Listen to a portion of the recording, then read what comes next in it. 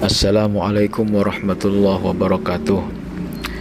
Pada kali ini saya akan menjelaskan tentang pembahasan usul fikih, yaitu masalah hakim, hukum, mahkum alaih, mahkum bih, dan mahkum fi.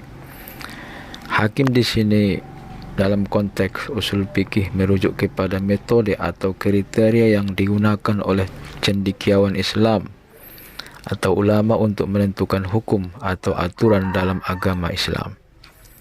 Terdapat beberapa hakim atau penentu utama yang digunakan dalam usul fikih untuk memahami hukum Islam. Berikut adalah beberapa hakim utama tersebut. Yang pertama, Al-Quran. Al-Quran adalah sumber utama hukum dalam Islam. Ayat-ayat Quran digunakan sebagai pedoman utama untuk menentukan hukum dalam berbagai situasi. Yang kedua, hadis. Ucapan, tindakan, atau pengakuan Nabi. Ini juga bisa dijadikan atau sudah menjadi sumber utama hakim. Yang ketiga, ijma. Adalah konsensus atau kesepakatan ulama dalam suatu periode tertentu, tentu hukum tertentu. Ijma dianggap sebagai sumber hukum yang penting. Yang keempat, kias. Adalah analogi atau perbandingan yang digunakan untuk mentafsirkan hukum baru berdasarkan hukum yang sudah ada dalam Al-Quran atau hadis. Yang kelima, istinbat.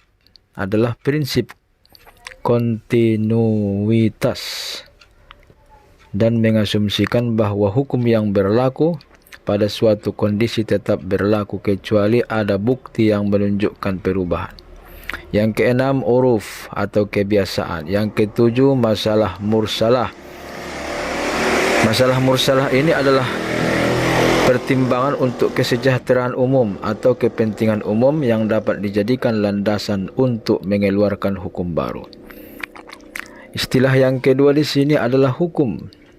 Hukum dalam konteks usul fikih mengacu pada klasifikasi hukum-hukum yang digunakan oleh ulama Islam untuk menggolongkan hukum-hukum berdasarkan karakteristik tertentu. Jadi hukum di sini sudah sering kita ketahui. Yang pertama ada hukum wajib, yaitu wajib berpahala mengerjakannya, berdosa meninggalkannya. Yang kedua, hukum sunat, berpahala mengerjakannya, tidak berdosa meninggalkannya. Namun di sini ada keutamaan. Yang ketiga, hukum mubah. Ini boleh dilakukan, boleh ditinggalkan. Yang keempat, hukum makruh. Ini adalah hukum yang tidak dianjurkan untuk dilakukan, tetapi tidak diharamkan, tapi Allah benci dan Rasulnya pun benci. Yang kelima, hukum haram, dilarang. Kalau dikerjakan ya berdosa, namun ketika ditinggalkan pasti berpahala. Kemudian ada hukum mustashab, ada juga hukum wajib kifayah, wajib hasyah, dan seterusnya. Kemudian seterusnya pembahasan mahkum alaih adalah istilah dalam usul fikih yang merujuk kepada individu atau entitas yang memiliki kewajiban atau tanggung jawab dalam Islam. Dalam konteks ini, mahkum berarti seorang atau sesuatu yang dikenakan kewajiban atau hukuman. Secara harfiah dihukumi. Ada beberapa hal yang dapat menjadi mahkum alaih, termasuk individu, seseorang bisa dihukum. Kemudian keluarga pun kena hukum daripada Islam. Kemudian seterusnya masyarakat.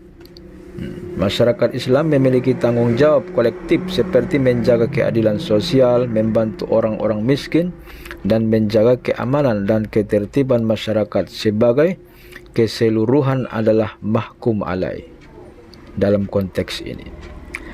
Seterusnya mahkum bih adalah istilah dalam fikih yang merujuk kepada perbuatan atau tindakan yang memiliki status hukum dalam Islam.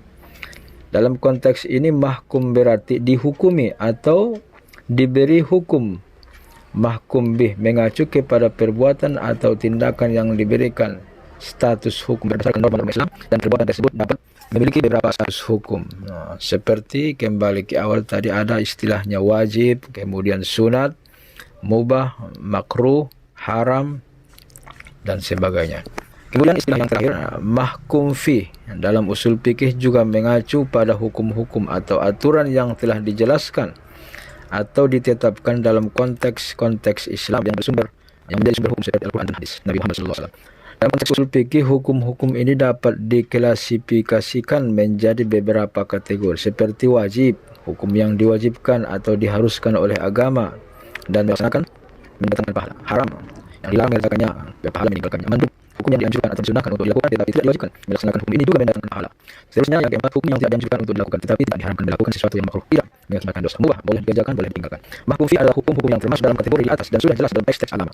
Dalam usul fikih, cendekiawan Islam mempelajari bagaimana menentukan hukum dari teks-teks ini dan bagaimana menerapkannya dalam kehidupan sehari-hari. Demikian saja, mudah-mudahan ada manfaatnya bagi kita. Wassalamualaikum warahmatullahi wabarakatuh.